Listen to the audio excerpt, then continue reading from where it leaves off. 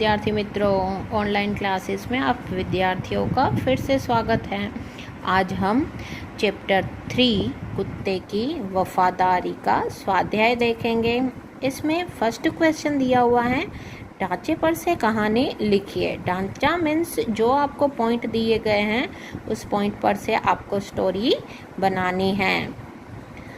एक नौकर द्वारा हार चोरी करना, सेठ का सभी नौकरों से पूछना, किसी का चोरी कबूल न करना, सेठ द्वारा युक्ति करना, प्रत्येक को 7-7 इंच की लकड़ी देना, जादू की छड़ी होने की बात कहना, दूसरे दिन दिखाने को कहना, चोरी की लकड़ी 1 इंच बढ़ जाएगी ऐसा कहना, घर जाकर हार चुराने वाले नौकर का 1 इंच लकड़ी काटना, दूसरे दिन चोर का पकड़ा जाना। इस स्टोरी में हम ऐसे लिख सकते हैं, एक बहुत बड़ा गांव था। उस गांव में एक सेठ सहपरिवार रहता था। उसके घर में ढेर सारे नौकर चाकर रहते थे। उनमें से एक नौकर का एक दिन हार देखकर दिल ललचा गया और उसने उस हार को चोरी कर लिया। उसके बाद जैसे ही सेठानी ने सेठ को ये बात कही तो सेठ ज़्यादा समझदार था। उसने एक युक्ति लड़ाई कि आज तो कैसे भी करके चोर को पकड़ना है। पहले उसने सब अपने नौकरों को बुलाया पर किसी ने भी ये बात कबूल नहीं की कि हमने चोरी की है।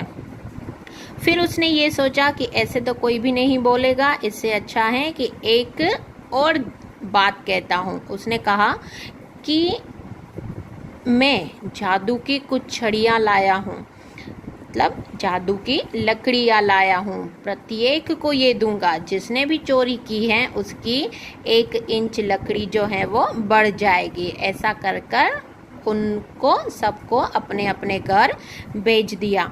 जिसने चोरी की थी उस नौकर को ऐसा लगा कि मेरी तो लकड़ी जो है वो 1 इंच बढ़ने ही वाली है, क्यों ना मैं इस लकड़ी को 1 इंच काट ही दूं।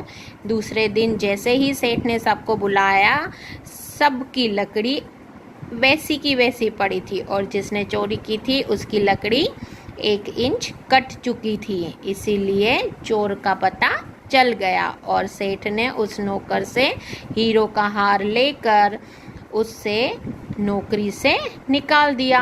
इस तरह से आप स्टोरी लिख सकते हो। इस स्टोरी को लिखने के बाद इसका शीर्षक देना है, मीन्स इसको टॉपिक देना है। टॉपिक दोगे सेठ की चतुराई। ठीक है, टॉपिक मैंने आपको बता दिया, शीर्षक करके लिखोगे। ठीक है, उसके बाद सेकंड क्वेश्चन, नीचे दिए गए प्रश्नों के उत्तर लिखिए। पहला है, रात को कुत्ता पड़ाव की रखवाली कैसे करता था? उत्तर करके लिखेंगे। कुत्ता बहुत ही वफादार था। रात को वह सावधान रहकर पड़ाव की रखवाली करता था। अगर कोई चोर लुटेरा पड़ाव के तरफ आता देखे तो कुत्ता भौंक भौंक कर उन्हें दूर भगा देता था। सेकंड, सेठ ने बंजारे के साथ कौन सी शर्त रखी? बंजारा सेठ से जब उधार मांगने के लिए गया तब उसने यह शर्त रखी कि इसके बदले में तुम्हें अपना वफादार कुत्ता जो है वो मेरे पास गिरवी रखना पड़ेगा। जब पैसे सूद समेत तुम मुझे लौटाओगे तब आपको यह कुत्ता मैं वापस दे दूंगा, ऐसी शर्त रखी। तीसरा क्वेश्चन, सेठ ने कुत्ते को क्यों मुक्त कर दिया? सेठ ने कुत्ते को इसलिए मुक्त कर दिया कि सेठ के घर से जो चोर चोरी करके गए थे उसे कुत्ते ने सूद समेत माल वापस दिलवाया और चोरी किए हुए सारे माल को वापस देख कुत्ते को सेठ ने मुक्त कर दिया। इस कहानी फोर्थ क्वेश्चन, इस कहानी से क्या शिक्षा मिलती है? इस कहानी से शिक्षा मिलती है कि आपको कभी भी जल्दबाजी नहीं करनी चाहिए, हमेशा बात को समझना चाहिए, उसके बाद ही निष्कर्ष पर आना चाहिए। इस तरह से आपको इस कहानी में शिक्षा मिली, ऐसा लिख सकते हैं। बाकी आपको इस क्वेश्चन का आंसर जैसे लिखना है वैसे आप लिख सकते हो अपनी सोच के हिसाब से, ठीक है।